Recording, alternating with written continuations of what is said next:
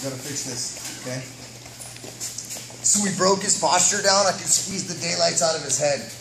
I've got to really do this and hold him down, okay? I start to go underneath his arm, like a zombie action. Some of you guys are just trying to push the face, you throw the leg over, and that requires flexibility. I want you to push the face and get this knee action going. I'm squeezing my knees together.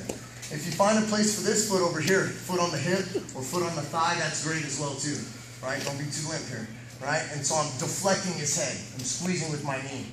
Then I'm able to get this leg over. Normally I would be going straight for trying to break him down. I start to scoot over and try and break him down.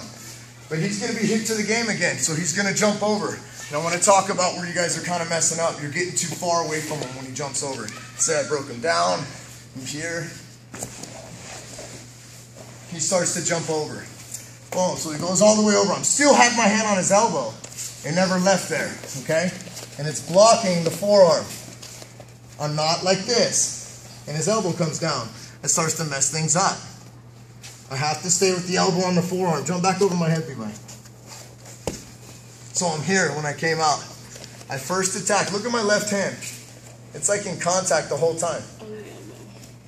Right, I trapped the arm. Let's go all the way back to full guard. Boom, look, so I was like this when his hand got to the mat, right? So my hand is here. Look at my left hand. Right? I may have gone for the hip, but he starts to jump. I can't block. I know I'm too late. Right? I still have the elbow. And I still have the knee. Now I can't be on my side with my knees together. This is again where I start to turn up. And I have my shin on his thigh to create that distance keeper. I'm able to use this hand, start to come out the back door wide. And this hand starts to go up when these legs come down to grab his hip and pull him over. So here's some of the mistakes that you guys are doing though, okay? Let's fix the mistakes. Put your hand back up. Put your hand back up. So that's really not trapping the hand to the mat. So some of you guys are already doing that wrong, okay? It could be a version of just squeezing it, right? It could be an overhook. It could be a form of like rubber guard type. I'm trapping it, right? I'm totally trapping his arm to the mat.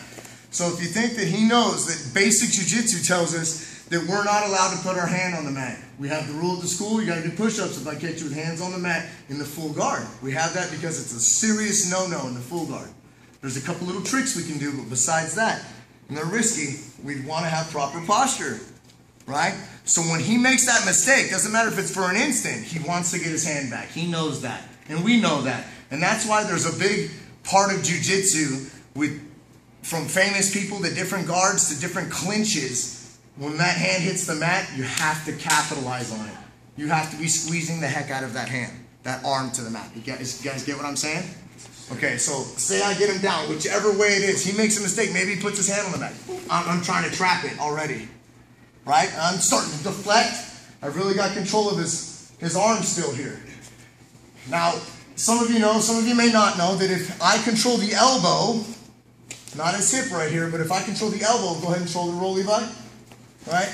He's going to, when he tries to get up, Levi, he can't get up if I control his elbow. I can use my feet to guide him however I want. I can come up. Look out, guys.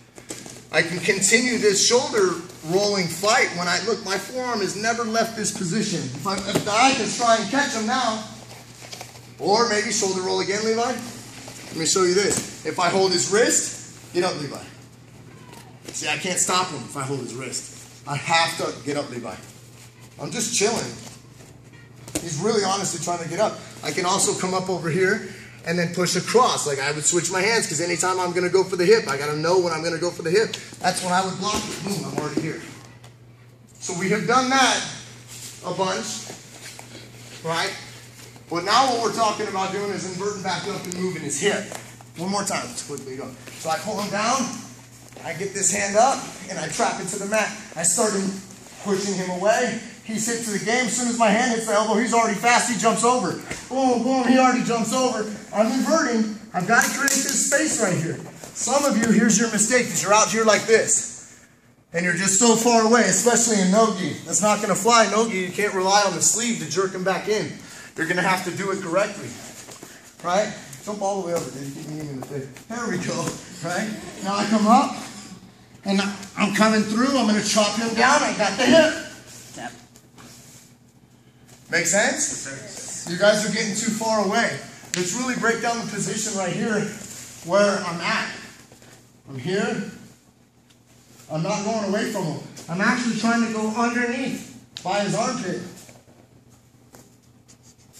Okay? So if you go further away from him, the spin's going to be harder. You kind of want to be underneath him and open him up with your legs.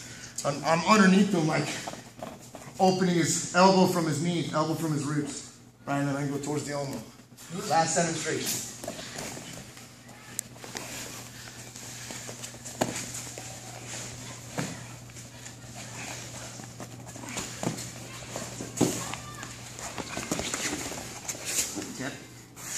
Ready, set.